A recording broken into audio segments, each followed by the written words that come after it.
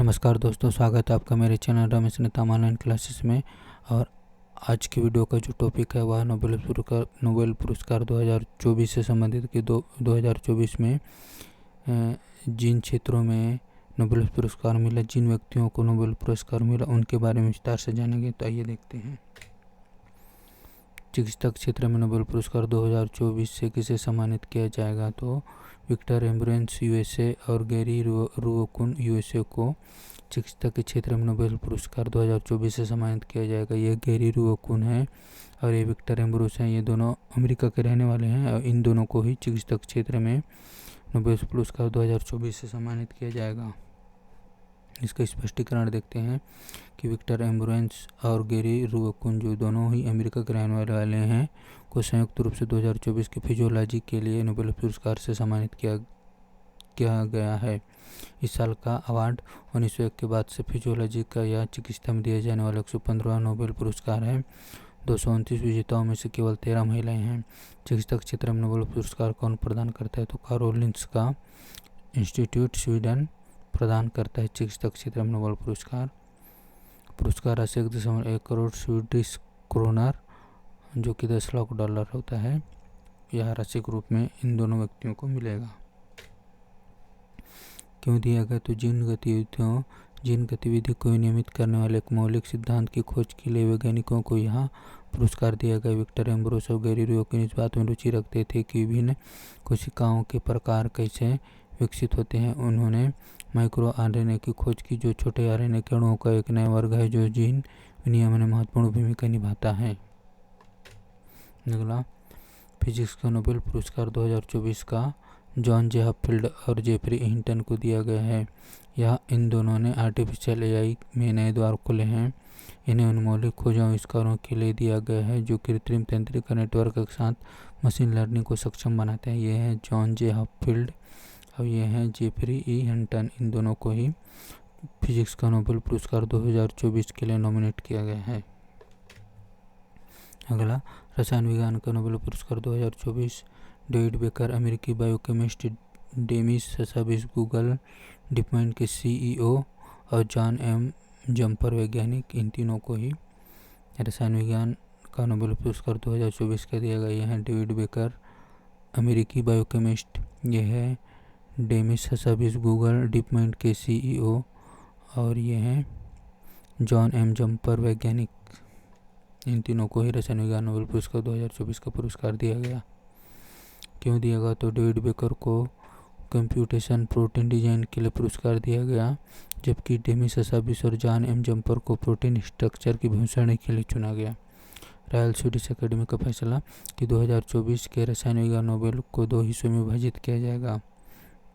एक हिस्से में डेविड बेकर, जिन्होंने कंप्यूटेशन प्रोटीन डिजाइन के लिए पुरस्कार दिया गया, तो दूसरे हिस्से में संयुक्त रूप से डेमिस ससाबिस और जॉन एम जम्पर को प्रोटीन स्ट्रक्चर की भविष्यवाणी के लिए यह पुरस्कार दिया गया। 2024 का साहित्य का नोबेल पुरस्कार दक्षिण कोरियाई लेखिका हान कांग को दिया गया। ये जो इमेज में दिखाई दे रहे हैं, यही हान कांग जी हैं और इन्हें ही 2024 का साहित्य का नोबेल पुरस्कार दिया गया। क्यों दिया गया? तो हान कांग को उनकी तीव्र काव्यात्मक गद्य के लिए पुरस्कार मिला है, जो ऐतिहासिक आघातों का सामना करती है और मानव जीवन की नाजुकता उजागर करती है। इनका करियर हान कांग ने 1993 में कोरियाई प्रकाशन के लिए कविताएं लिखकर अपने करियर की शुरुआत की थी। उन्हें पुरस्कार स्वरूप 11 मिलियन स्वीडिश क्रोनर, लगभग 8.9 करोड़ रुपये की राशि मिलेगी। अगला, 2024 का शांति के लिए नोबेल पुरस्कार जापान की संगठन निहो हिंदाक्यो को मिला। निहो हिंदाक्यो को ये नोबेल पुरस्कार परमाणु हथियारों के खिलाफ मुहिम चलाने के लिए दिया गया। ये जापानी संगठन निहो हिंदाक्यो का लोगो है, उस संगठन का लोगो है। अगला, 2024 का अर्थशास्त्र का पुरस्कार डैरन असीमोग्लो, साइमन जानसर और जेम्स ए रॉबिन्सन अमेरिकी अर्थशास्त्री को मिला। यह है साइमन जानसन, यह जेम्स ए रॉबिन्सन और यह डैरन असीमोग्लो। इन तीनों को ही अर्थशास्त्र 2024 का पुरस्कार मिला संयुक्त रूप से।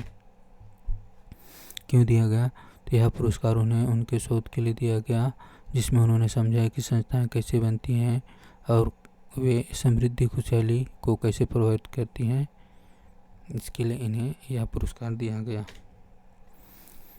चिकित्सा क्षेत्र में नोबेल पुरस्कार 2023 का किन्हें सम्मानित किया गया था, तो कैटालिन कारिको, ये जो इमेज में दिखा रही है, ये और ध्रुव विस्मैन जो इमेज में दिखाई दे रहे हैं, ये इन दोनों को संयुक्त रूप से चिकित्सा क्षेत्र में 2023 का नोबेल पुरस्कार मिला था। नोबेल पुरस्कार अल्फ्रेड नोबेल की याद में हर साल दिया जाता है। ये जो इमेज में दिखाई दे रहे हैं, ये अल्फ्रेड नोबेल जी हैं और इन्हीं की याद में हर साल नोबेल पुरस्कार दिया जाता है। अक्टूबर माह में घोषणा की जाती है और नवंबर माह में नोबेल पुरस्कार प्रदान किया जाता है। कि अक्टूबर माह में ये घोषणा किया जाता है कि किन्हें किस क्षेत्र में नोबेल पुरस्कार मिलेगा, इसकी घोषणा की जाती है और नवंबर में नोबेल पुरस्कार मिलता है हर साल। स्पष्टीकरण, अल्फ्रेड नोबेल का जन्म स्वीडन में 21 अक्टूबर 1833 को हुआ था। उन्होंने डायनामाइट नामक स्फोटक का आविष्कार किया था। 10 दिसंबर 1896 को इटली के सैन रेमो में अल्फ्रेड नोबेल का देहांत हो गया। इन्हीं की याद में नोबेल पुरस्कार हर साल दिया जाता है।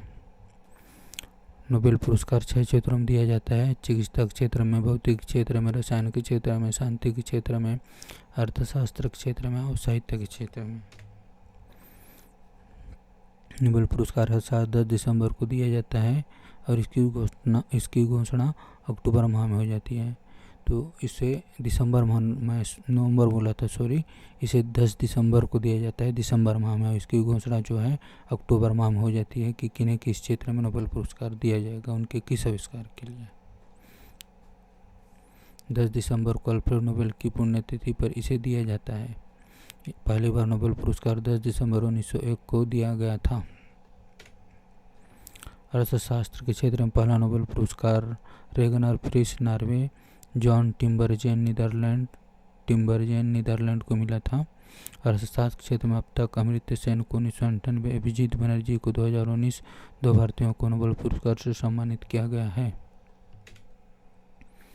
चिकित्सा क्षेत्र में नोबेल पुरस्कार कारोलिंस्का इंस्टीट्यूट स्वीडन को प्रदान किया।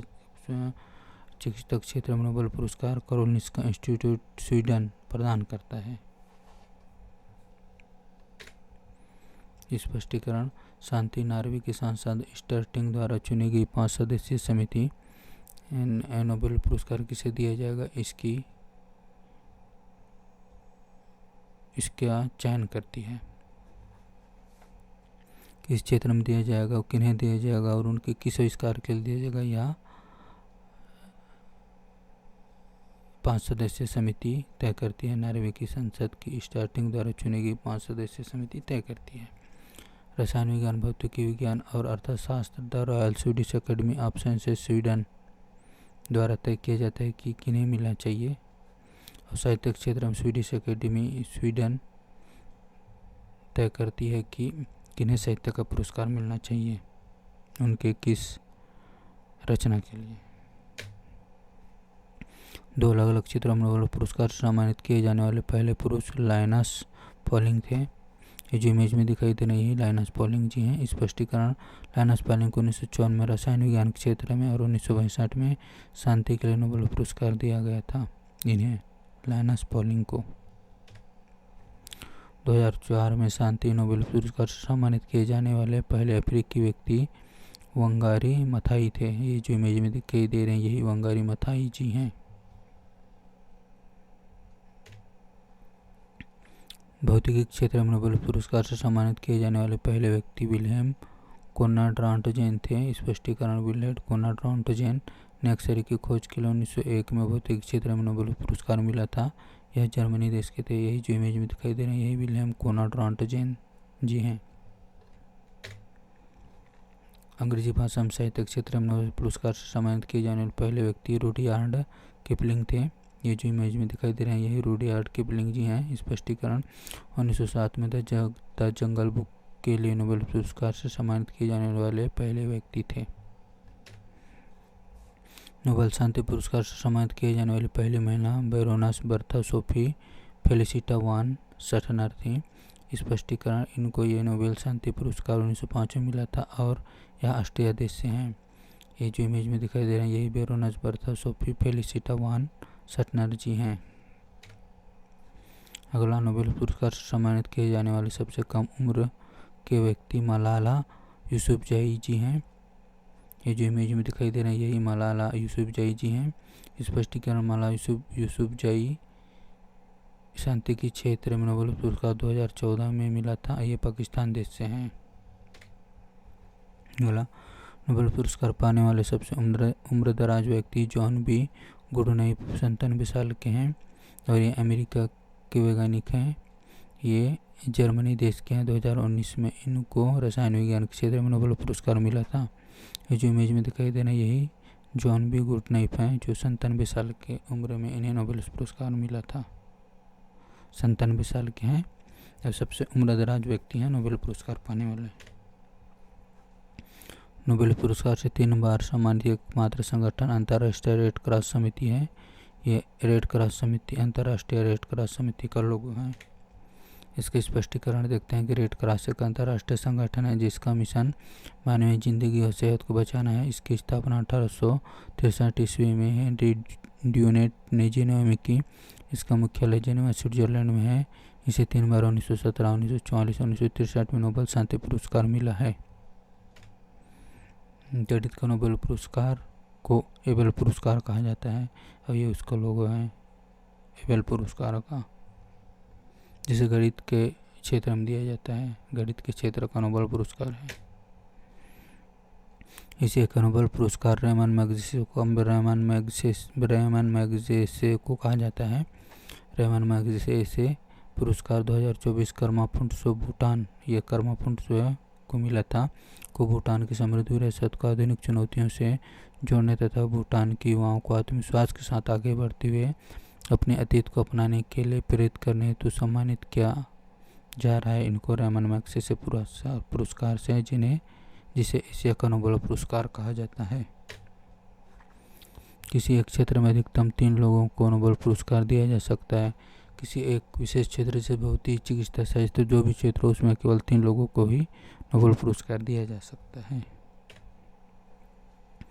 प्रथम भारतीय रविन्द्रनाथ टैगोर थे जिन्हें नोबेल पुरस्कार मिला था। हमारे रविन्द्रनाथ टैगोर जी पहले भारतीय थे जिन्हें नोबेल पुरस्कार दिया गया था।